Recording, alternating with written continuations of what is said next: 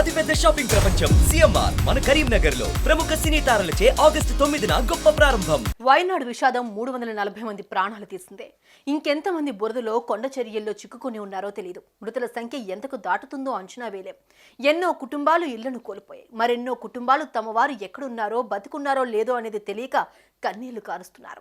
ఎక్కడ చూసినా బురద, రాళ్లు, నీళ్లు. ఇలాంటి కఠిన పరిస్థితుల్లోనూ వయనాడును కాపాడేందుకు ప్రయత్నిస్తోంది రెస్క్యూ టీం. ఎక్కడ ఏ ఒక్క మనిషి అయినా కొన ఊపిరితో ఉన్నారేమో, మన సాయం కోసం ఎదురు చూస్తున్నారేమో అన్న ఆశతో తమ ప్రాణాలు కూడా లెక్క చేయకుండా కాపాడుతున్నారు. అలానే కొండపై చిక్కుకున్న ఓ కుటుంబాన్ని సేఫ్గా తీసుకొచ్చింది రెస్క్యూ టీం.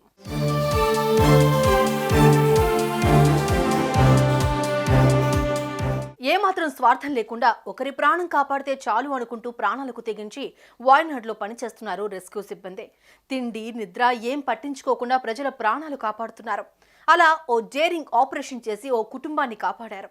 ఆ కుటుంబంలో 3 చిన్నారులు ఉండటం ఇప్పుడు రెస్క్యూ టీంపై ప్రశంసలు కురిపిస్తోంది.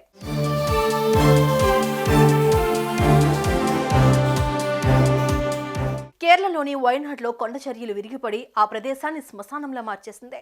ఎంతో మంది ప్రాణాలు కోల్పోయారు. మృతుల సంఖ్య అంతకంతకు పెరుగుతోంది. కొండ చర్యలు విరిగిపడడంతో గ్రామాల ఆనవాళ్లు లేకుండా పోయాయి. 100 ఇళ్లు నేలమట్టమయ్యాయి. మరెంతో మంది కోసం బురద నీటిలో వెతుకులాట జరుగుతోంది.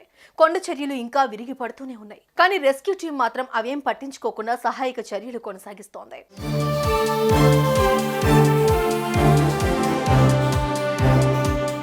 తాజాగా Kalpetta forest officer K Hashis నేతృత్వంలో రెస్క్యూ బృందం తమ ప్రాణాలకు తెగించి ఓ గిరిజన కుటుంబాన్ని రక్షించారు. ఓ కొండపై గిరిజన దంపతులు వారి పిల్లలు చిక్కుకుని ఉన్నారని తెలిసిందే. దీంతో వారిని కాపాడాలనుకుంది సహాయ బృందం. తాళ్ల సాయంతో 4.5 గంటల పాటు శ్రమించి కొండపైకి చేరుకున్నారు. ఆపై వారితో మాట్లాడారు. కొద్ది రోజులుగా ఎలాంటి ఆహారం లేకపోవడంతో వారు నీరసంగా కనిపించారు. వెంటనే వారి దగ్గరున్న ఆహారాన్ని తినిపించారు, నీళ్లు తాగించారు. ఆపై తమతో రావాల్సిందిగా వారిని కోరగా కుటుంబం నిరాకరించింది. కానీ ఎంతోసేపు బతిమాలిన తర్వాత ఒప్పుకున్నారు. దీంతో పిల్లలను నడిపించే వీలు లేక పిల్లలను తమ శరీరాలకు కట్టుకుని తాళ్ల సాయంతో కిందకొచ్చారు. వారితో పాటు గిరిజన దంపతులను కూడా తీసుకుని వచ్చారు. అనంతరం వారిని అత్తమాల యాంటీ పోచింగ్ కార్యాలయానికి తరలించారు. అక్కడ వారు సురక్షితంగా ఉన్నారు. ఇంకా సహాయక చర్యలు కొనసాగిస్తున్నారు.